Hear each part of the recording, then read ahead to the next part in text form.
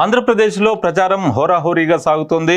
అటు చంద్రబాబు నాయుడు, పవన్ కళ్యాణ్, వైసీపీ అధినేత జగన్తో పాటు కాంగ్రెస్ పార్టీ నుంచి షర్మిల కూడా ప్రచారాన్ని అయితే ఉధృతం చేశారు. ఎక్కడికక్కడ తమకు అనుకూలంగా మార్చుకునే పనిలో వాళ్ళంతా నిమగ్నమైన పరిస్థితిని అయితే మనం చూస్తూనే ఉన్నాం. ఎన్నికల్లో ఖచ్చితంగా గెలిచి తీరాలన్న ఆలోచనతో అటు అధికార వైసీపీ అలానే కూటమి కూడా ఉంది. ఎవరి ప్రయత్నాలు వాళ్ళు చేసుకుంటున్నారు. మరోవైపు కాంగ్రెస్ పార్టీ కూడా తమ అదృష్టాన్ని పరీక్షించుకోవాలని ఎన్నికల రంగంలోకి అయితే దిగింది.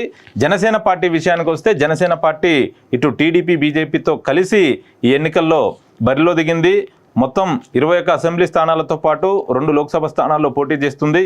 అసెంబ్లీ స్థానాల విషయానికి కనుక వస్తే ఈసారి అసెంబ్లీ స్థానాల్లో 21 స్థానాల్లో పోటీ చేస్తుంది కాబట్టి అందులో ఎన్ని స్థానాల్లో గెలుపు దిశగా పయనించబోతుంది అన్నది ఇప్పుడు మనం ఈ వీడియోలో తెలుసుకునే ప్రయత్నం చేద్దాం. మనకు అందుతున్న సమాచారం ప్రకారం లేటెస్ట్ సర్వే ఏదైతే ఉందో ఆయా సంస్థలు కావచ్చు, మన బర్డ్ మీడియాకు సంబంధించి మన టీమ్స్ వెళ్ళి చేసిన సర్వేలు కావచ్చు, దాని ఆధారంగానే నేను ఇప్పుడు మీకు ఈ వీడియోలో వివరించబోతున్నాను. పిఠాపురంలో కనుక చూస్తే జనసేన పార్టీ తరఫున పవన్ కళ్యాణ్ ఆ పార్టీ అధ్యక్షులు పోటీ చేస్తున్నారు. అటు వైసీపీ నుంచి కనుక చూస్తే వంగ గీత గారు పోటీ చేస్తున్నారు. ఆవిడ కాకినాడకు సంబంధించిన ఆ పార్లమెంట్ స్థానం ఏదైతే ఉందో కాకినాడ ఎంపీ. ప్రస్తుతం అయితే ఆవిడ పిఠాపురం నుంచి ఎమ్మెల్యేగా బరిలో దిగారు వైసీపీ తరఫున. ఇక్కడ కనుక చూస్తే పవన్ కళ్యాణ్కి గెలుపు అవకాశాలు ఎక్కువగా మనకు కనిపిస్తున్నాయి. ఎందుకంటే గత ఎన్నికల్లో పవన్ కళ్యాణ్ గాజువాక, భీమవరం నుంచి పోటీ చేశారు. 2 చోట్ల ఓడిపోయారు. జనసేన పార్టీ కేవలం రాజోలులోనే గెలిచింది. ఆ రాజోలులో గెలిచిన జనసేన పార్టీకి సంబంధించిన క్యాండిడేట్ ఎవరైతే ఉన్నారో రాపాక వరప్రసాద్ ఆ తర్వాత వైసీపీలోకి వెళ్ళిపోయారు. ఈ నేపథ్యంలో పవన్ కళ్యాణ్ 2 చోట్ల ఓడిపోయారన్న సానుభూతి కావచ్చు, ఏదేమైనా ఇప్పుడున్న తాజా పరిణామాలు కావచ్చు, వీటన్నింటిని దృష్టిలో పెట్టుకుని కనుక చూస్తే పవన్ కళ్యాణ్ అక్కడ భారీ మెజారిటీతో గెలవబోతున్నారు అన్నట్టుగా మనకైతే సమాచారం అందింది. సర్వేలు కూడా అదే విషయాన్ని స్పష్టం చేస్తున్నాయి.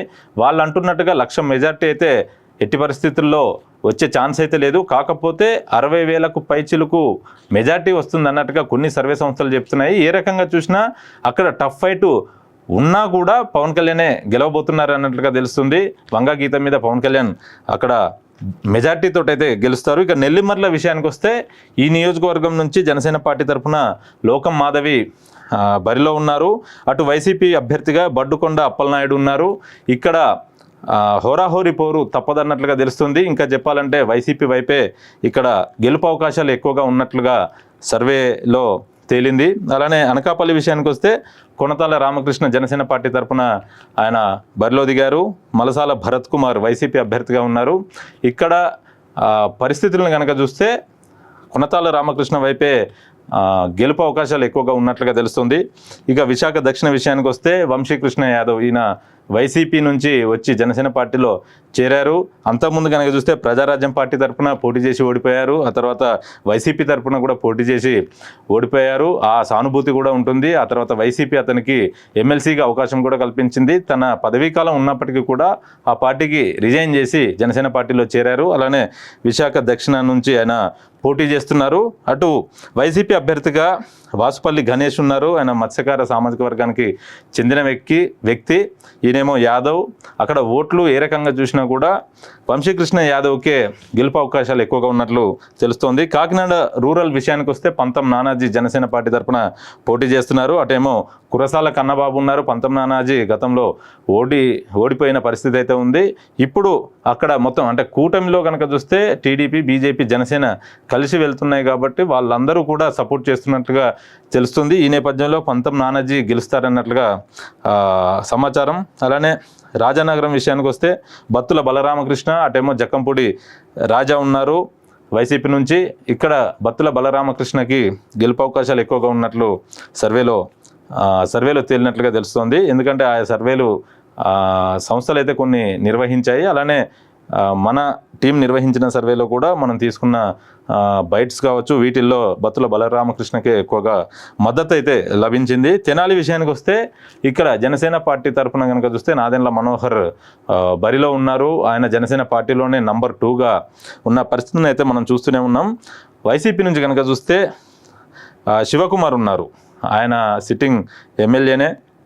ఇక్కడ హోరాహోరీ పోరు ఉన్నప్పటికీ కూడా ముందుగా హోరాహోరీ పోరు అయితే ఉంది. ఇప్పుడు అక్కడి నుంచి అంటే నాదెండ్ల మనోహర్కి టికెట్ ప్రకటించక ముందు అక్కడ టీడీపీ తరఫున ఆలపాటి రాజేంద్ర ప్రసాద్ టికెట్ ఆశించారు.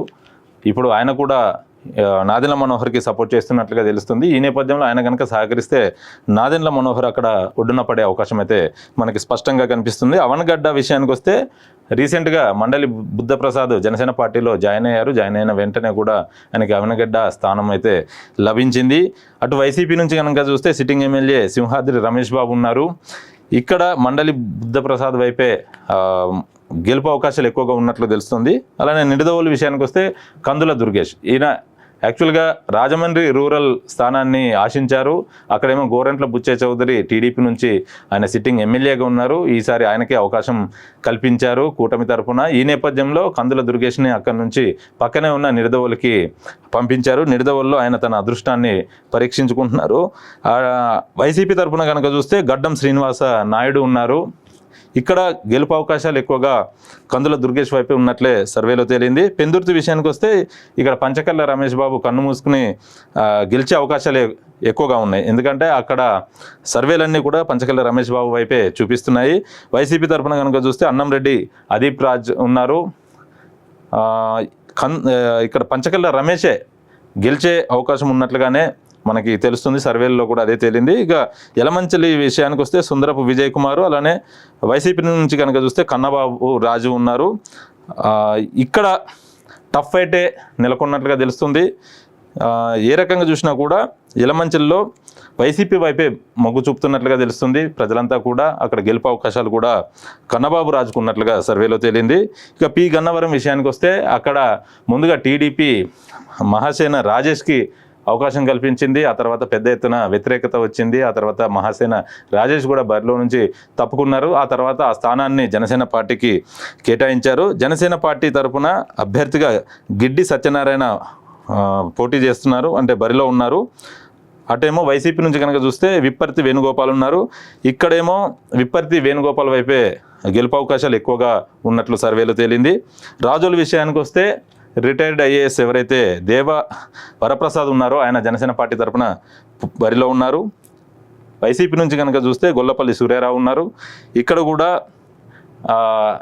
జనసేన పార్టీ వైపే గెలుపు అవకాశాలు ఎక్కువగా ఉన్నట్లు తెలుస్తుంది. ఎందుకంటే గత ఎన్నికల్లో జనసేన పార్టీ గెలిచిన ఏకైక స్థానం ఏదైతే ఉందో రాజోలు, అక్కడ నుంచి ఆయన పోటీ చేస్తున్నారు. కాబట్టి ఈసారి కూడా అవకాశాలు ఎక్కువగా జనసేన పార్టీ వైపే ఉన్నట్లుగా మనకైతే సర్వేలో తేలింది. ఇక తాడేపల్లిగూడెం విషయానికి వస్తే బొలిశెట్టి శ్రీనివాస్, ఆయన గత ఎన్నికల్లో ఓటమి పాలయ్యారు. అప్పటి నుంచి కూడా, అంటే ఓడిపోయినప్పటికీ కూడా ప్రజల్లోనే ఉన్నారు. నిత్యం ప్రజలతో మమేకమవుతూ జనసేన పార్టీకి సంబంధించిన కార్యక్రమాలని ముందుకు తీసుకువెళ్ళడమే కాదు, ఆయన సొంతంగా కూడా అక్కడ ఎవరైతే ప్రజలు ఉన్నారో వారికి తన వంతు సహాయం చేసిన పరిస్థితి అయితే ఉంది. ఈ నేపథ్యంలోనే అక్కడ బొలిశెట్టి శ్రీనివాస్ గెలిచే అవకాశం ఎక్కువగా కనిపిస్తుంది. అటు వైసీపీ తరఫున కొట్టు సత్యనారాయణ ఉన్నారు.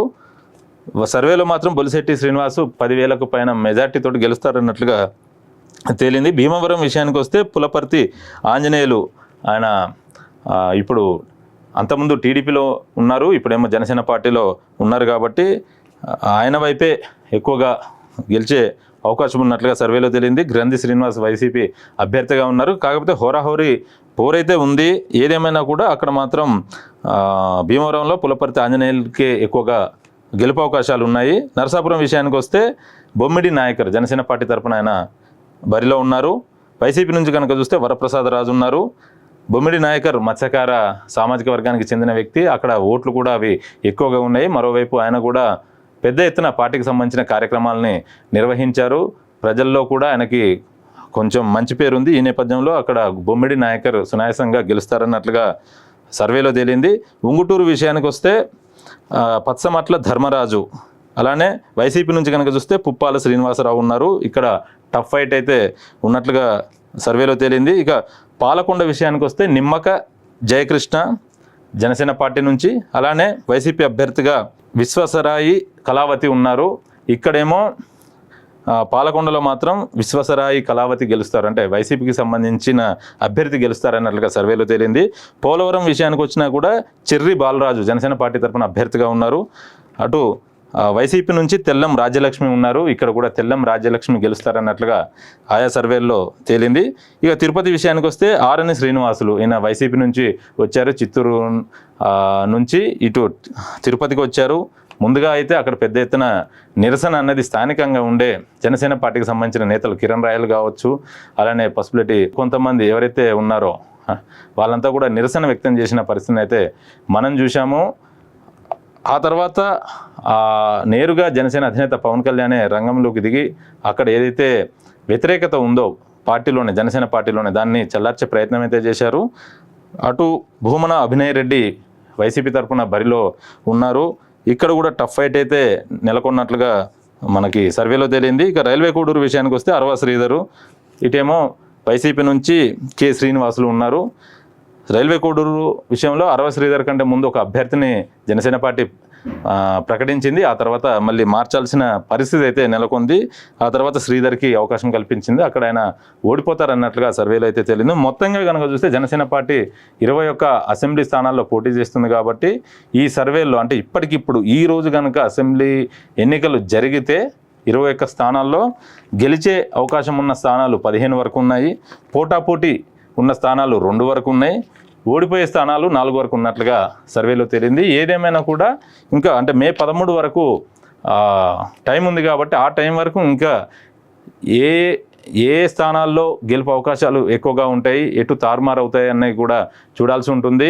ఇప్పటికే జనసేన అధినేత పవన్ కళ్యాణ్తో పాటు అటు చంద్రబాబు నాయుడు అలానే బీజేపీకి సంబంధించిన నేతలు కూడా విస్తృతంగా ప్రచారాన్ని అయితే నిర్వహిస్తున్నారు. మరోవైపు అటు జగన్ కూడా సింగిల్గానే తాను ఏం చెప్పదలుచుకున్నది, తన మంత్రం ఏదైతే ఉందో అభివృద్ధి సంక్షేమం అన్న మంత్రం, ఆ సంక్షేమం అనే మంత్రాన్ని జపిస్తూ ఆయనైతే ముందుకు వెళ్తున్నారు. మేనిఫెస్టోను కూడా విడుదల చేశారు. ఇటు కూటమి మేనిఫెస్టో కూడా విడుదలైంది. ఈ నేపథ్యంలో ప్రజలు 2 మేనిఫెస్టోలోని బేరీజ్ వేసుకుని మరి ఎవరికి మద్దతు పలుకుతారు అన్నది కూడా చూడాలి. ఏదేమైనా కూడా జనసేన పార్టీ మాత్రం ఈసారి ఖచ్చితంగా తక్కువ 15 అసెంబ్లీ స్థానాల్లో గెలిచి అసెంబ్లీలో అడుగుపెట్టే ఛాన్సే ఎక్కువగా మనకి కనిపిస్తుంది. పవన్ కళ్యాణ్ ఈసారి ఖచ్చితంగా శాసనసభలో అడుగు పెట్టబోతున్నారు. తనతో పాటు 14 మందిని అంటే మొత్తంగా 15 గెలిచే స్థానాలు ఉన్నట్లుగా ఇప్పుడు మనకి సర్వేలో తెలియదు కాబట్టి తనతో పాటు 14 మందిని జనసేన అధినేత పవన్ కళ్యాణ్ అసెంబ్లీలోకి అయితే తీసుకువెళ్ళనున్నారు.